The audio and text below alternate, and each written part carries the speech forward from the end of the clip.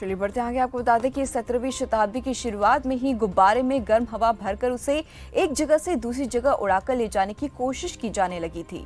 इन तमाम कोशिशों को आज के दिन एक बड़ी सफलता मिली थी। दो भाइयों जोसेफ माइकल और जैक एटिनो ने 1738 में आज के दिन गर्म हवा से गुब्बारे को उड़ाया था। उन्होंने एक बड़े पेपर बैग को गुब्बारे का आकार देकर उसके नीचे ऊन और लकड़ी की कतरन जलाकर गर्म हवा छोड़ी। इसके बाद गुब्बारा आकाश में करीब 1000 फीट की ऊंचाई पर 10 मिनट तक उड़ता रहा। 10 मिनट बाद जहां से गुब्बारा हवा में उड़ाया गया था, उसी जगह से करीब आधा किलोमीटर दूर जाकर नीचे आ गया।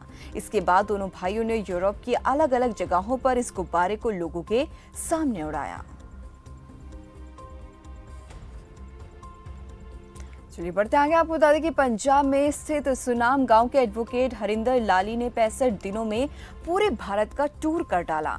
सुनने में आपको इस बात पर शायद यकीन न हो, पर यही सच है। उन्होंने पूरे देश की यात्रा स्कूटी के माध्यम से की है। इसी कड़ी में खबरफास्ट के संवाददाता टोनी शर्मा ने हरिंदर लाली से खास बातचीत भी की।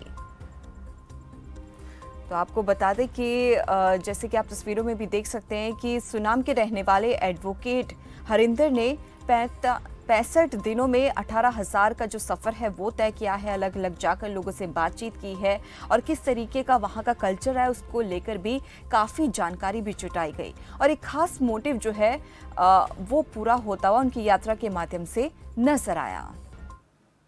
आज हम आपको मिलवाने जा रहे हैं एक ऐसे शख्स से जिन्होंने 65 दिनों में ऑल इंडिया का टूर लगाया है, साथ में नेपाल और भूटान भी जाकर आए हैं। इस स्कूटरी पे देख सकते हो आप तस्वीरों में, all India Bhutan Nepal rider, मार्च से मई 2023।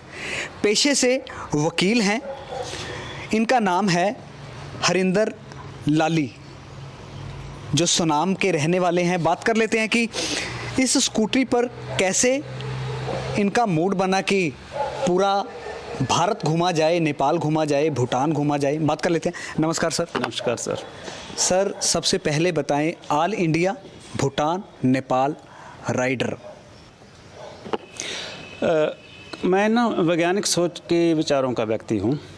हमारी एक मीटिंग चल रही थी जिसमें वैज्ञानिक सोच के विचारों को फैलाने की बात कर रहे थे। तो मैंने सोचा कि वैज्ञानिक सोच तो हमारे सभी भारतीयों में जानी चाहिए। मैंने सोचा और तुरंत फैसला ले लिया कि मैं स्कूटी पर भारत के सभी नागरिकों के पास जाने की कोशिश करूंगा और उनको बताऊंगा कि हमारे भारत के संविधान में हमारी फंडामेंटल ड्यूटी फिक्स की हुई है आर्टिकल 51AH में कि सभी भारतीयों को अंधविश्वास को त्याग देना चाहिए, जो पुराने विचार आ रहे हैं उनमें सुधार करना चाहिए और वैज्ञानिक सोच अपनाना चाहिए। और स्कूटी को मैं इसलिए चुना कि जो छोटा व्हीकल होता है इसको चलाना मुश्किल होता है, तो सामने बड़ा सोचता है कि इतनी दूर से आया है, छोटे व्हीकल के साथ कोई ख़ास बात होगी। तो जो हमारी बात ख़ास होती है वो उसको ध्यान से सुनते हैं और उसको प्रमाण भी करते हैं, इसलिए हमने स्कूटी को चुना। हम अपने दर्शकों को ये भी बताना चाहेंगे कि 65 दिनों में 18,000 किलोमीटर के करीब इन्होंने सफ़र किया। बात कर लेते हैं सर, 18,000 किलोमीटर कहने में आसान है, लेकिन जब करने जाते हैं इसको सफ़र को तय करना पड़ता है तो बड़ी मुश्किल होती है। कितना मुश्किलों का सामना करना पड़ा आपको? देखिए, हमारे मन को तो कभी मुश्किल लगी ही नहीं, क्योंकि हमारा मन तो तैयार था, कुछ भी आए उसका सामना करेंगे। हाँ, शरीर को और स्कूटी को काफ़ी मुश्किलों का सामना करना पड़ा।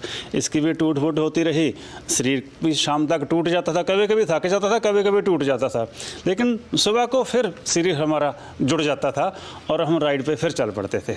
कितना, अगर खाने पीने की बात करें, रहने की बात करें, कितनी परेशानी आई रास्ते में? कई बार तो कई दिन कोई छोटा मोटा होटल ढाबा नहीं होता था, तो हम अपने साथ अपना खाने पीने का सामान लेकर गए थे। खाना बनाने के लिए एक छोटा सा चूल्हा आता है जिसमें ब्यूटेन गैस जलती है, 150 की ट्यूब आती है, उसमें 3-4 घंटे चलती है वो, और 4 किलोग्राम वाला सिलेंडर था, उसके ऊपर ही वो स्टोव लग जाता है। और आटा, दाल, सब्जी, लून, देसी घी सब कुछ हम साथ लेकर गए थे। चाय का सामान भी लेकर गए थे। जब हमें कुछ भी नहीं मिलता था तो हम साइड पर अपने बाइक लगाते थे, खाना तैयार करते थे, खुद ही देसी घी के तड़के लगाते थे, खाते थे। चाय तो हम दिन में कई बार बनाकर पीते थे अपने। अगर मकसद की बात करें, क्या मकसद रहा? और जिन हरिंदर की आज हम बात कर रहे थे वो हमारे साथ इस खास कार्यक्रम में जुड़ गए। हरिंदर, बहुत बहुत स्वागत है खबर फास्ट पर आपका। Thank you. हरिंदर, सबसे पहले आपसे जानना चाहेंगे, आपने पूरे इंडिया का जो है टूर किया है, ये थॉट आपके पास कहाँ से आया? मैंने सोचा कि भारत के संविधान के आर्टिकल 51A(H) में जी सभी भारतीयों की फंडामेंटल ड्यूटी फिक्स की हुई है। अधिकार तो सभी मानते हैं, लेकिन कर्तव्यों के बारे में बहुत कम लोग सोचते हैं। अगर हम वो फंडामेंटल ड्यूटीज पूरी करें तो हम बहुत अच्छे इंसान बन सकते हैं, सोच हमारी बहुत डेवलप हो सकती है। तो उसको लेकर हम सारे भारत के नागरिकों के पास जाना चाहते थे कि सभी को प्रेरित किया जाए फंडामेंटल ड्यूटीज पूरी करें, ताकि अच्छे नागरिक बने। अच्छे नागरिक ही इस देश एक अच्छा देश बना सकते हैं और अच्छे देश को चला सकते हैं। इसलिए हमने ये रूट चुना। तो हम कह सकते हैं आपने एडवोकेट की जो ड्यूटी है बखूबी निभाई है, की कोशिश की है। जी। तो हरिंदर, आपसे जानना चाहेंगे कि आप कहाँ कहाँ पर गए और क्या कुछ वहाँ पर आपको सीखने को मिला, किस तरीके का आपको कल्चर देखने को मिला अलग अलग जगह जाकर? हम भारत के सभी 28 प्रांतों में गए।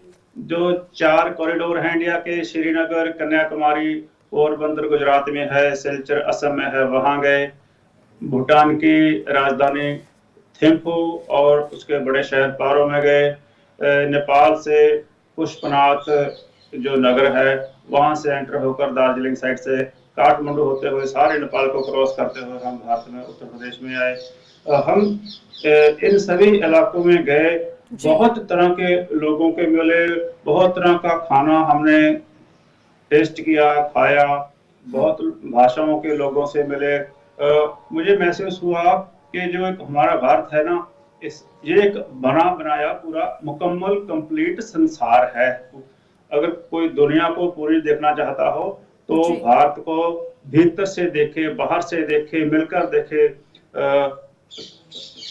जो 7 सिस्टर्स हैं उन इलाकों में जो इंडिया से तकरीबन साइड पर ही हैं, ज्यादातर जो कारोबार हैं, बिजनेस हैं, वो औरतें चलाती हैं। और मैंने देखा कि वो औरतें बहुत एक डेवलप्ड समाज का हिस्सा हैं। बातचीत की, उनके चेहरे पर पूरा आत्मविश्वास होता था, एक रिस्पॉन्सिबिलिटी होती थी। तो हमें उनसे बातचीत करने में, खाना खाने में, वहां रहने में कभी भी मुश्किल पेश नहीं आई। तो मैं कहना चाहता हूं, अगर कोई अफ्रीका के देशों में जाना चाहता हो तो वो इंडिया के साउथ में चले जाए। स्विट्जरलैंड में जाना चाहता हो तो वो श्रीनगर में जाए।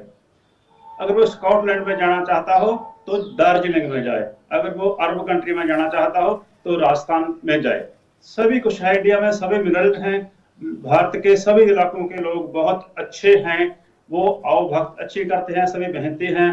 तो मैंने ये नहीं देखा कि कहीं भी धर्म, जात, भाषा के नाम पर आम लोगों के मन में कोई फर्क हो। सभी प्यार करने वाले हैं। तो हरिंदर, आपकी बातों से ऐसा लग रहा है कि अगर कोई भी व्यक्ति फॉरेन जाना चाहता है, फॉरेन के दर्शन करना चाहता है या वहां टूर करना चाहता है, तो इंडिया में भी उस चीज की कमी नहीं है, उसकी एक झलक कहीं ना कहीं इंडिया में भी देखने को मिलती है। हाँ जी, हाँ दीपाली जी, मैं जी वैसे ही बात नहीं कर रहा। मैं 2 बार कनाडा गया हूँ, 2 बार अमेरिका गया हूँ, 5 बार मैं इंग्लैंड गया हूँ, पहले ही 2 बार मैंने नेपाल देखा हुआ है। तो मैं अपने तजुर्बे के आधार पर बात कर रहा हूँ। जी हरिंदर, आपसे जानना चाहेंगे, जैसे कि अपना टूर जो है आप सुबह से शुरुआत करते थे, जल्दी सुबह शुरुआत करते, तो पूरे दिन की अगर बात करते हैं तो कितने घंटे आप ट्रैवल करते थे? हम 8-10 घंटे से लेकर कभी कभी तो 12-14 घंटे तक भी हमें राइड करनी पड़ती थी, क्योंकि आसपास में जब कोई रहायश का बंदोबस्त नहीं होता था तो हम रहायश के लिए प्रॉपर स्थान ढूंढते ढूंढते कई घंटे आगे चल जाते थे। तो वो राइडिंग का टाइम जो था वो बढ़ जाता था। चलिए, बहुत बहुत धन्यवाद हरिंदर जी, आप हमारे साथ जुड़े और कीमती वक्त आपने हमें दिया है। तो ये थे हमारे साथ हरिंदर लाली, जिन्होंने 65 दिनों में 18,000 की जो यात्रा है पूरे इंडिया का टूर किया है और अलग अलग जगह जाकर उनकी संस्कृति को करीबी से जाना है।